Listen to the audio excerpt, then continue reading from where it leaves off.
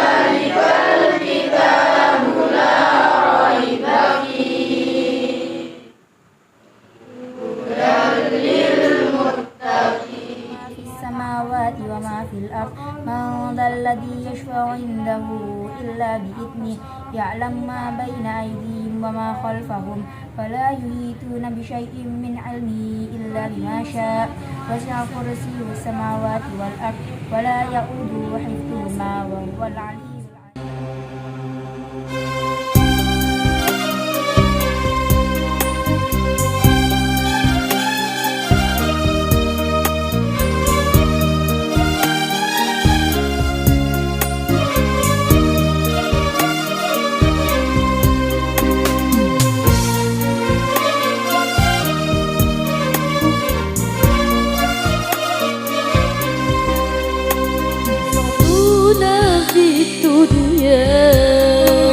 فوزنا في الأخرى بخديجة الكبرى وفاطمة الزهراء صعدنا في الدنيا فوزنا في الأخرى بخديجة الكبرى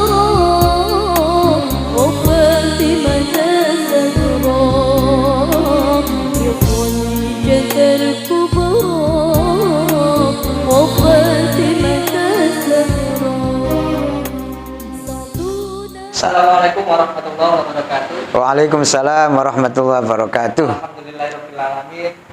Nama jalur santri saat ini sedang di Pondok Pesantren Nurul Quran Kuatu, Kecamatan Mojoanyar, Kabupaten Mojokerto, Jawa Timur.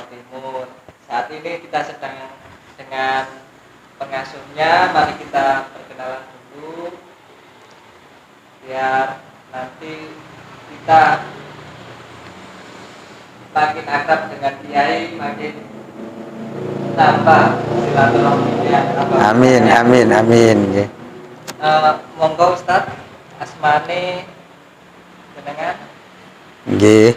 namanya, terus di mana awalnya kok sampai mendirikan pesantren sebesar ini, banyak santrinya mulai dari TPQ sampai penghafal Al-Quran, santriwati penghafal Al-Quran. Mungkin sedikit diceritakan dulu pernah belajar di mana saja. Nggih. Alhamdulillah, matur suwun. Pertama kali yang perlu saya ucapkan adalah terima kasih atas kehadirannya di gubuk kami, yakni Pondok Pesantren Nurul Quran di Kuatu, Mojoanyar, Mojokerto ini.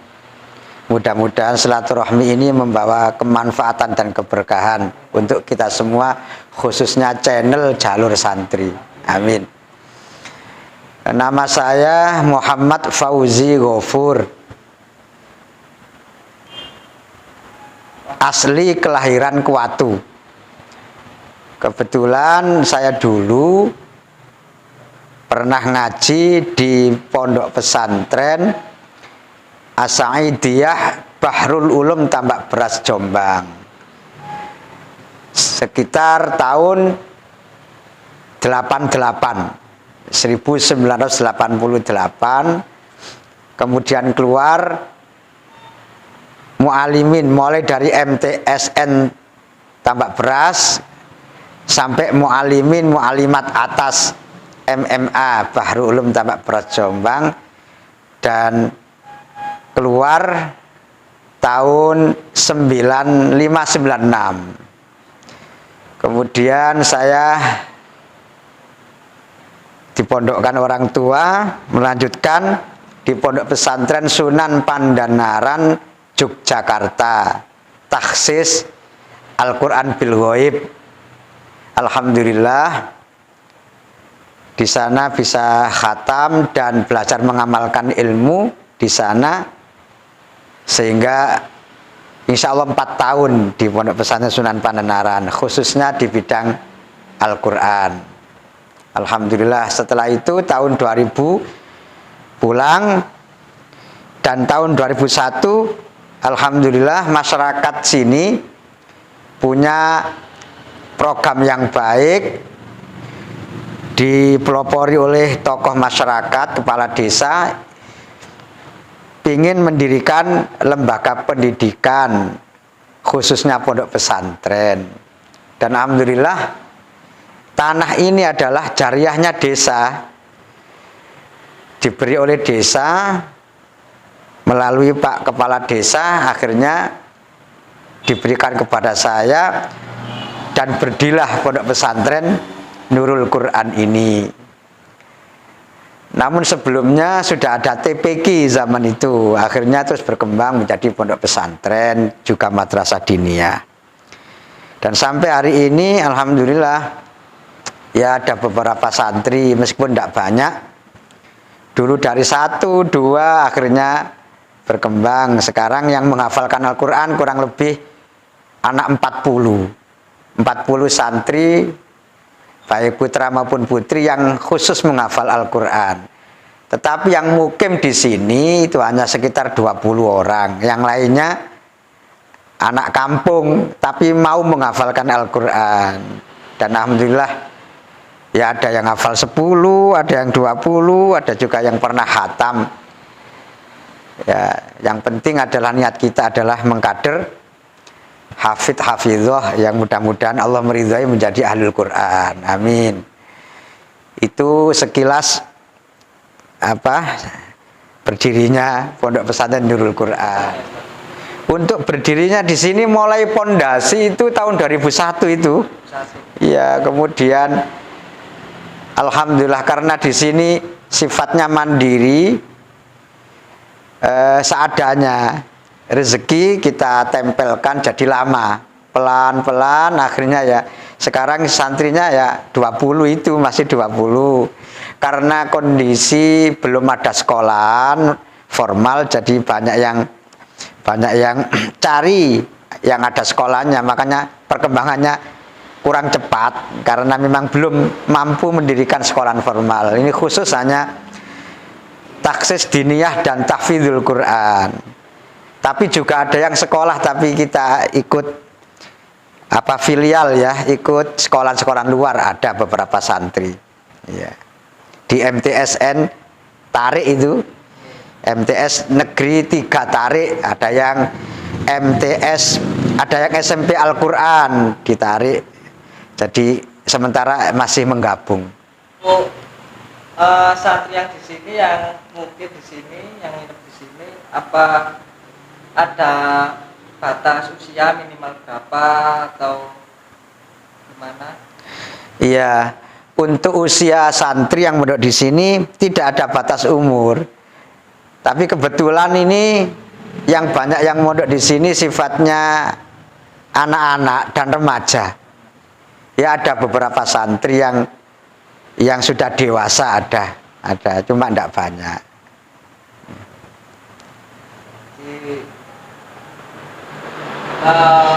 dulur-dulur, saudara-saudara jalur santri kalau ada tetangganya mungkin yang dekat dengan sini ingin mondok, monggo bisa disarankan di sini, insya Allah amanah.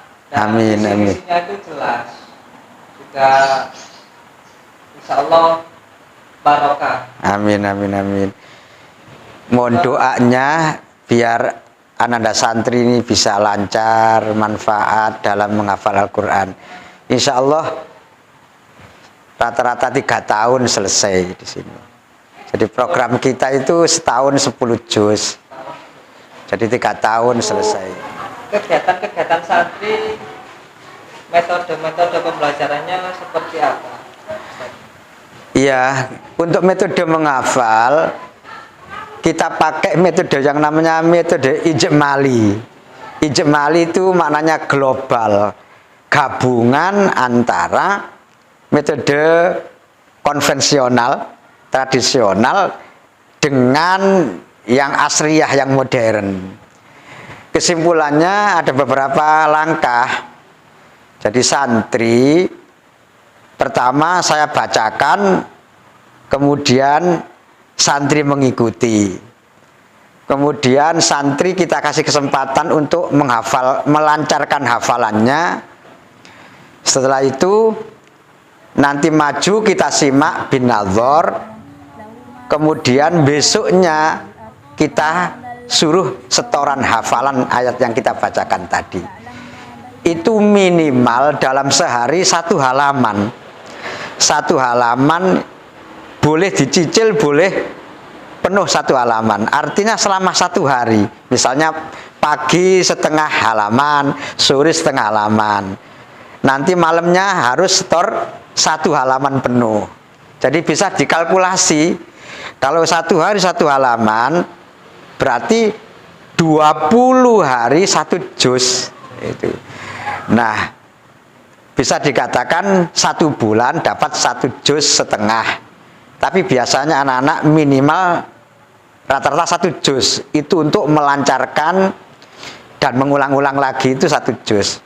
Berarti iya, satu hari itu setornya ba'da subuh, setor tambahan, ba'da zuhur mengulang, ba'da asar tambahan lagi, ba'da isya mengulang lagi. Jadi 2 kali setoran, 2 kali murojaah. Istilahnya di sini itu kalau setor namanya ziyadah, kalau dersan namanya murojaah, gitu ya.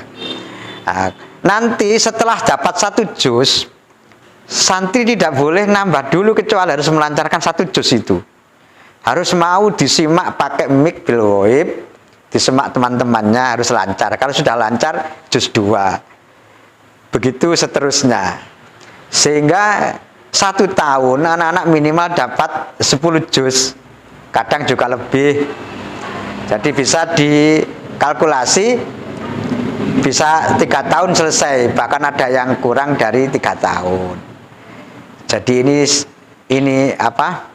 Metode pengajarannya. Silsilahnya Ustadz mungkin bisa kita semakin mencintai para alim, para ulama. Nggih, matur suwun. Sebelum saya cerita silsilah, sebetulnya malu kita kalau cerita silsilah itu karena kita tidak bisa mencontoh atau belum bisa mencontoh beliau-beliau, tapi sekedar tahu saja. Jadi nama saya Muhammad Fauzi Ghafur bin Abdul Ghafur bin Kiai Hamdan bin Kiai Abdurrahman alias Kiai Raden Ontorjo. Jadi mbah saya yang namanya Kiai Hamdan itu punya orang tua namanya Kiai Raden Abdurrahman atau Kiai Raden Ontorjo yang aslinya dari Mataram, Jogja. Ya, karena namanya ada Radennya itu karena dari sana.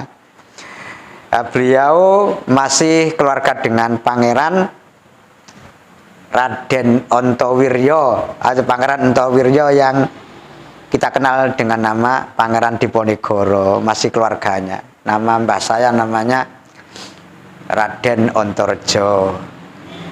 Beliau mengembara di sini dan akhirnya di daerah Tarik, Sidoarjo, dan diambil mantu oleh Kiai Haji Usman Kuatu yang aslinya dari Banten, namanya Kiai Haji Umar dari Banten, yang silsilah dzurriyyahnya sampai kepada Sayyid Maulana Hasanuddin Sultan Banten, putra dari Sayyid Rahmatullah, mohon maaf, Sayyid Syarif Hidayatullah Sunan Gunung Jati.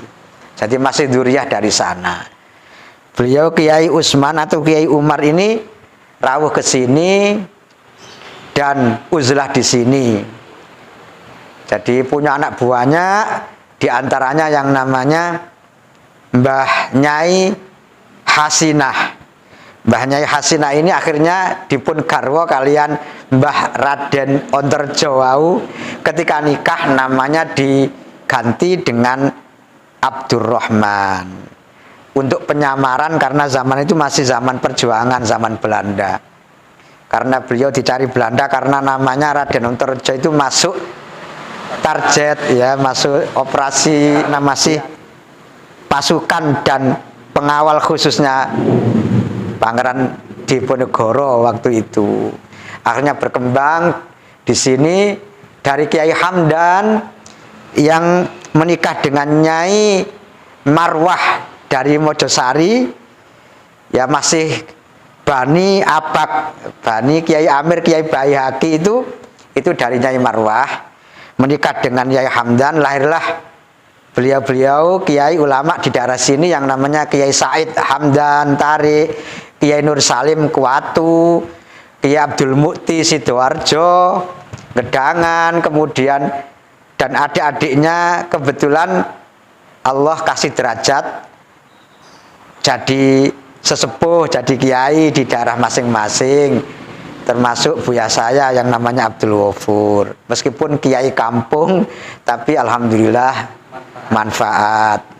Mungkin hanya itu Ustadz ya yang saya sampaikan. Kegiatan pondok yang berkolaborasi dengan masyarakat ini, apakah ada rutinannya atau Ustadz keliling-keliling ke desa? Soalnya saya lihat kan Ustadz ini ternyata punya YouTube. Iya. Jadi Ustadz Fauzi ini juga punya YouTube, apa Ustadz channelnya Ustadz? Yayasan Pondok Pesantren Nurul Quran Kuatu. Yayasan Pondok Pesantren Nurul Quran Kuatu. Disaskan juga ya, Yayasan Pondok Pesantren Nurul Quran Kuatu. Atau Ustadz Fauzi Ghafur gitu. Subscribe ya. Nonton terus tausiah-tausiahnya beliau, biasanya tausiah dari masjid atau di mana-mana.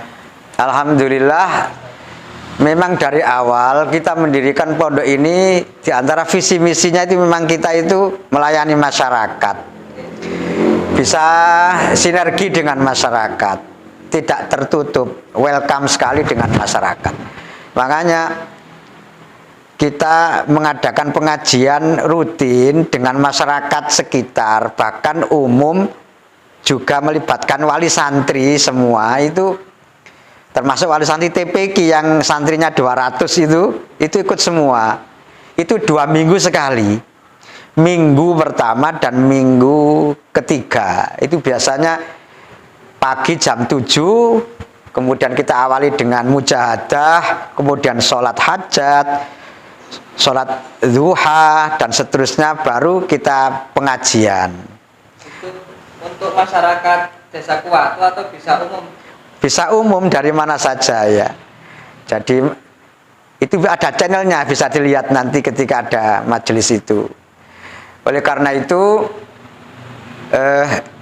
kita sangat sinergi dengan masyarakat, termasuk pengajian-pengajian itu, dan diantaranya lagi ya ada yang namanya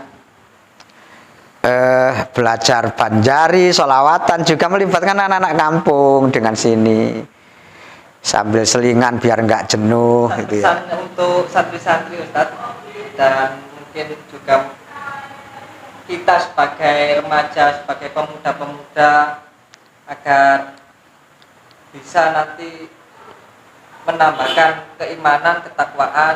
Amin amin. Ya, terima kasih.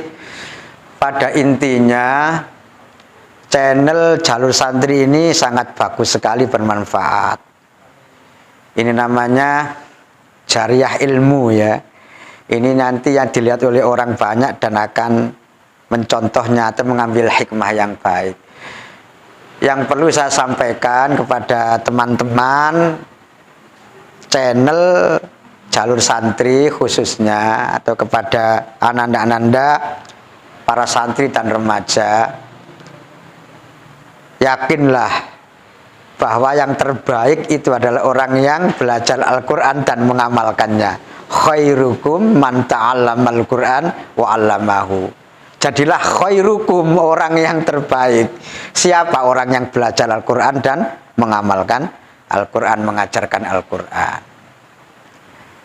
Bahkan dalam satu hadis lain, siapa yang menyibukkan diri dengan belajar Al-Quran, menghafalkan Al-Quran, itu Allah akan memberinya sesuatu yang terbaik dari orang yang meminta, yang berdoa kepada Allah. Jadi itu keutamaannya orang belajar Al-Quran. Jadi Allah tahu apa yang dibutuhkan oleh orang yang menghafal Al-Quran. Tidak perlu minta, Allah sudah mencukupi. Itu janjinya Allah. Oleh karena itu saya mengusulkan, khususnya teman-teman ofisial Jalur Santri ini, sebaiknya punya program menghafal Al-Quran. Meskipun hanya satu hari satu ayat, one day one ayat, iya. Karena apa? Karena sangat mudah menghafal Al-Quran itu. Menghafalkan Al-Quran satu hari satu ayat, itu 17 tahun hatam Al-Quran. Hafal Al-Quran kalau mau, itu kalau 17, kalau satu ayat ya. Tapi kalau misalnya berusaha pagi satu ayat, sore satu ayat, 2 ayat, berarti berapa separuhnya itu? Ya 8 tahun atau 9 tahun lah sudah hafal Al-Quran. Apalagi 3 ayat, berarti 4 atau 5 tahun sudah hafal Al-Quran. Nah kalau sampai satu hari itu satu halaman, itu hanya 2 tahun setengah sudah hafal Al-Quran. Nah seharusnya kita punya planning ke sana, kalau ingin menjadi khairukum, yang terbaik, gitu ya. Oleh karena itu tidak ada batasan umur menghafalkan Quran itu. Kecil, remaja, muda, atau orang tua. Saya dulu punya teman banyak, orang tua menghafalkan Al-Quran, bahkan sudah pensiun, kerjaannya umur 60 itu menghafal Al-Quran, itu 5 tahun, 6 tahun khatam. Jadi biaya pondoknya dari pensiunannya itu. Kebetulan waktu di pondok itu pernah, atau banyak sekali orang tua yang menghafal Al-Quran. Nah alangkah bahagianya kalau kita menjadi orang ahlul Quran. Ahlul Quran, ahlullah, orang yang hafal Quran. Ahlul Quran itu keluarganya Allah. Gampangnya gini, satu ibarat saja. Ibarat burung ya, kalau panjenengan punya burung piaraan, itu biasanya itu yang dibanggakan suaranya bagus atau apa? Suaranya bagus. Nah kalau sampai sayang kepada burung karena suaranya bagus, saking sayangnya tidak pernah telat ngasih makan minum. Nggih, terus apa mboten? Jadi setiap hari dilihat, diperhatikan, dicukupi makanan minumannya. Karena apa? Seneng dengan suara burungnya itu yang terus berbunyi menghibur kita. Bahkan kalau kita mau pergi, mau pulang, itu kita titip-titip sama anak kita, santri kita, tolong ya burungnya itu dicukupi, jangan sampai nanti kehabisan. Nah, itu berarti kita sayang karena suaranya bagus. Coba sampean kalau ada burung yang besar tapi nggak ada suaranya, burung hantu misalnya, burung hantu. Mau sampean ngerawat burung hantu itu karena ada suaranya? Ya, suaranya nggak ada, makanya banyak. Ya itu TNI ya.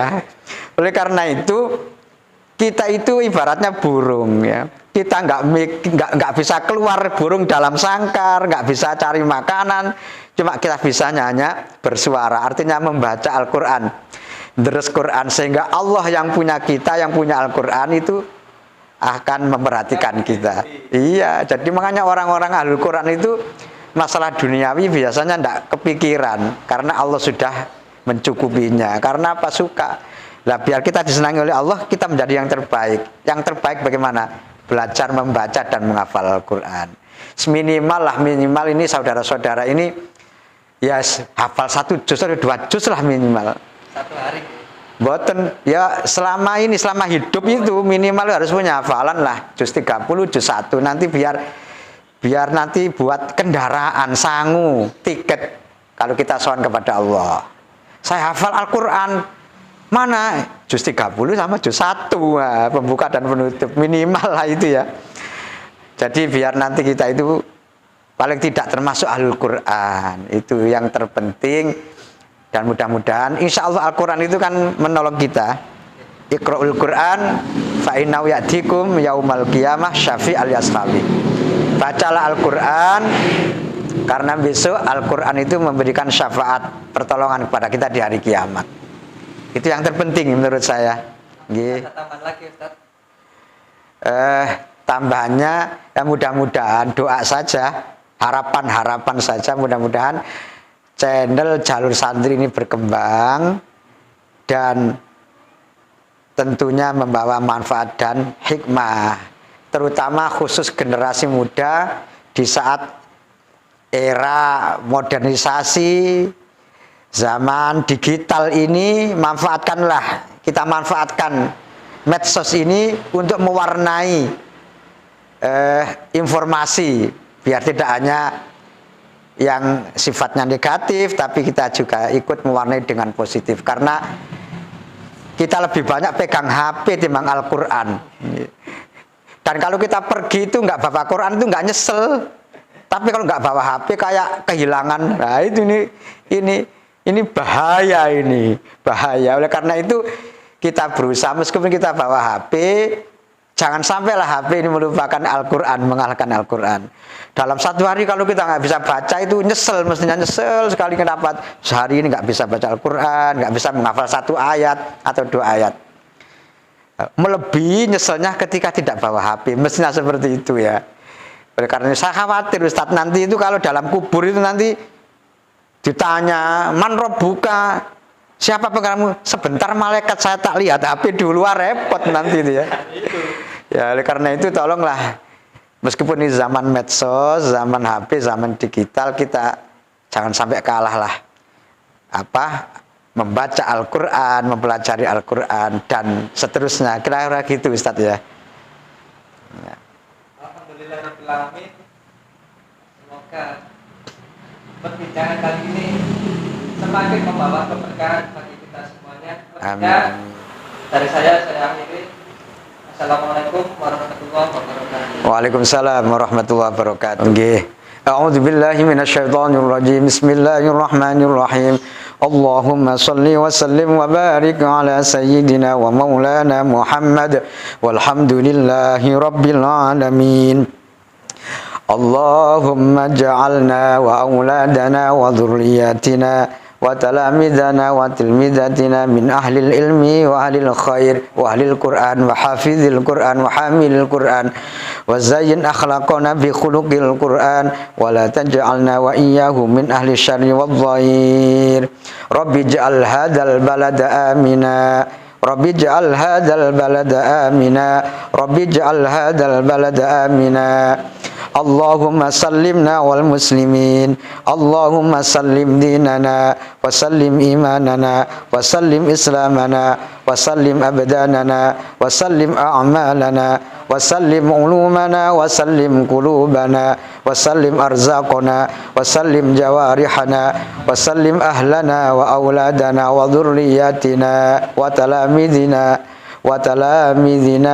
wa jama'atina. Allahumma sallimna wal muslimin, Allahumma sallim khawatima a'marina wa sallim fi yaumi ba'sina wa sallim fi kuburina wa sallim fi yaumi ba'sina wa sallim fi yaumi nashrina wa sallim fi yaumi hashrina sallim fi akhiratina wa sallimna wal muslimin minal bala'i wal waba wa min afatid dunya wa adabil akhirah. Rabbana atina fid dunya hasanah wa fil akhirati hasanah wa qina adzabannar walhamdulillahi rabbil alamin. Nggih ngapunten. Ya terima kasih.